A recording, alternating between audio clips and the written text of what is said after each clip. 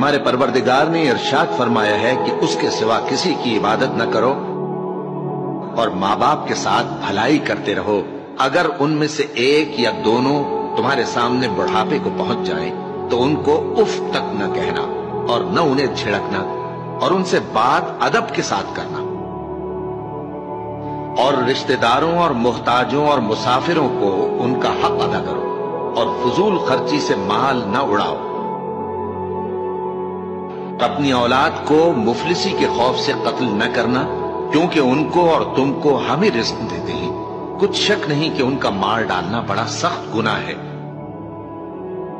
اور زنا کے پاس بھی نہ جانا کہ وہ بے حیائی ہے اور بری راہ ہے.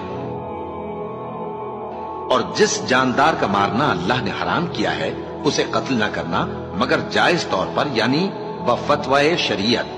اور جو شخص ظلم سے قتل کیا جائے ہم نے اس کے وارث کو اختیار دیا ہے کہ ظالم قاتل سے بدلہ لے تو اس کو چاہیے کہ قتل کے قصاص میں زیادتی نہ کرے کہ وہ منصور و فتح یاب ہے. اور یتیم کے مال کے پاس بھی نہ پھٹکنا مگر ایسے طریق سے کہ بہت بہتر ہو یہاں تک کہ وہ جوانی کو پہنچ جائے. اور عہد کو پورا کرو کہ عہد کے بارے میں ضرور پرسش ہوگی. اور اے بندے جس چیز کا تجھے علم نہیں اس کے پیچھے نہ پڑ کہ کان اور آنکھ اور دل ان سب اعضاء کے بارے میں ضرور باس پرس ہوگی. اور زمین پر اکڑ کر اور تن کر مت چل کہ تو زمین کو پھاڑ تو نہیں ڈالے گا اور نہ لمبا ہو کر پہاڑوں کی چوٹی تک پہنچ جائے گا.